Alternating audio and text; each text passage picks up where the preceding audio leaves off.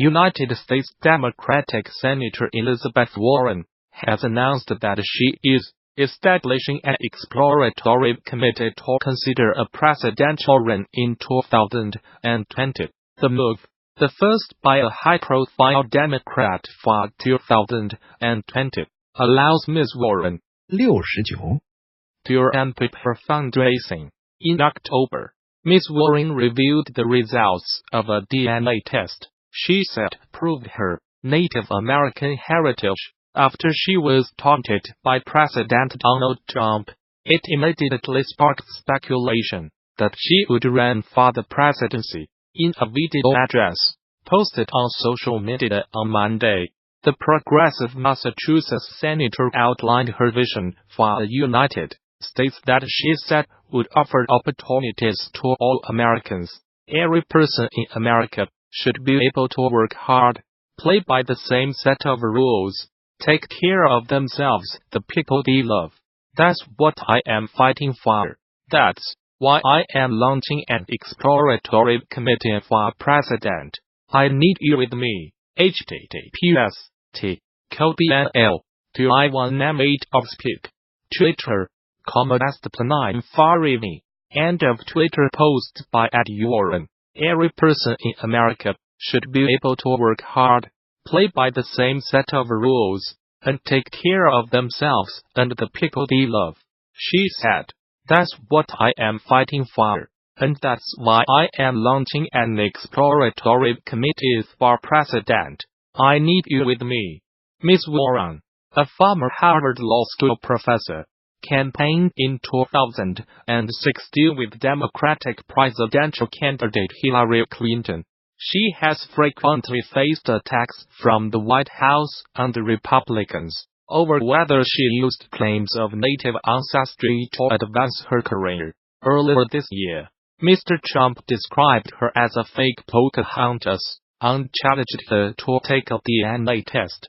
Ms. Warren took the test and shared the report in October, along with a video of a family and colleagues discussing her heritage. The DNA report, which was conducted by geneticist Carlos Bustamante of Stanford, concluded that the vast majority of Ms. Warren's ancestry is European, but the results strongly support a Native American ancestor.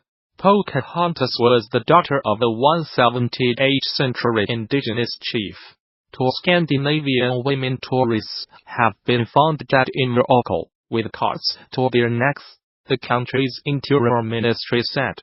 Both bodies were found near the town of Imleo in the High Atlas mountain range, near the foot of North Africa's highest peak, Mount Tepco. The women, from Denmark and Norway respectively, have not yet been named. A police investigation has been launched into their deaths, the Interior Ministry statement said. Two Scandinavian women tourists have been found dead in Morocco, with cords to their necks, the country's Interior Ministry said. Both bodies were found near the town of Imleo in the High Atlas mountain range, near the foot of North Africa's highest peak, Mount Tepco. The women, from Denmark and Norway respectively, have not yet been named. A police investigation has been launched into their deaths, the Interior Ministry statement said.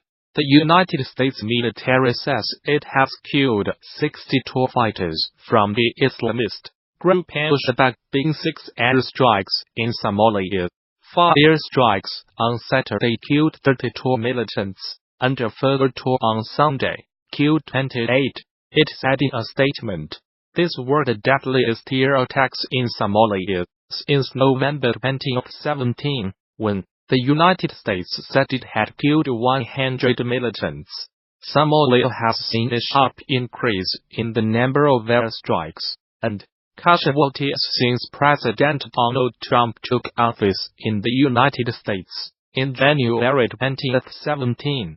A tally by the Bureau of Investigative Journalism reveals that at least 400 people have been killed in airstrikes since the beginning of 2017, far more than the previous 10 years combined. The latest strikes bring to at least 40 the number carried out in Somalia so far this year, compared with 35 recorded in 2017. The United States has a huge military base in neighboring Djibouti, from where it launches attacks on the militants. Mr. Trump gave the United States military greater authority in March 2017 to attack militants in Somalia. Traditionally, United States presidents have been wary of intervening in Somalia, since AT and Special Forces soldiers died fighting militias in the capital Mogadishu in 1993, a battle dramatized in the film Black Hawk Down. No civilians were killed in the latest airstrikes, which were carried out in coordination with the Somali government, the United States military said. Alongside our Somali and international partners, we are committed to preventing Al-Shabaab from taking advantage of safe havens from which they can build capacity and attack the people of Somalia, the United States Africa Command said. Al-Shabaab, which is linked to Al-Qaeda, has not yet commented on the latest strikes. Somalia-based security think tank the Higher Institute said in a report published in November that Al-Shabaab had been forced to change tactics following the upsurge in airstrikes. The institute said the group was now conducting fewer mass attacks on military bases, but attacks on government offices and businesses which refused to pay its taxes had increased markedly. The United States State Department, in its most recent report on terrorism, described Somalia as a terrorist safe haven, and said Al-Shabaab remained a threat. Despite suffering setbacks, the group retained control over large parts of the country, and the ability to carry out high-profile attacks using suicide bombers, explosive devices, mortars, and small arms. The report added, 2 Scandinavian women tourists have been found dead in Morocco, with cords to their necks, the country's interior ministry said. Both bodies were found near the town of Imleo in the High Atlas mountain range, near the foot of North Africa's highest peak, Mount Tepco. The women, from Denmark and Norway respectively, have not yet been named. A police investigation has been launched into their deaths, the Interior Ministry statement said. A popular tourist attraction has become the latest Chinese company to show solidarity with Huawei's chief finance officer, Meng Wanzhou, who was arrested in Canada on 1 December. Shannon Mountain Scenic Park, in eastern Hainan province said it would waive the $9.65 ticket fee for anyone carrying a Huawei phone. Ms. Meng, who was given bail in Canada, faces extradition to the United States on charges of breaking Iran sanctions. Her case has upped tensions with China. Use Huawei phones. Shoot grand photos on the mountain. A notice on the Shannon Park's social media account said, "We wish friends around the world who support Huawei's success and bliss." The offer would last until 29 December, the South China Morning Post reported.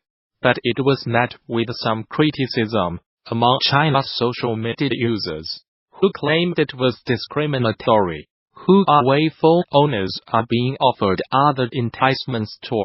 They can get a 20% discount at a bar in Beijing. Seen in Beijing, bring a Huawei phone and get 20% off. Similar to this story we covered yesterday, https://qxl19ypqlpic.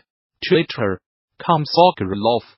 End of Twitter post by Atlu Oceanji. At least one firm has threatened to penalize anyone buying Apple products.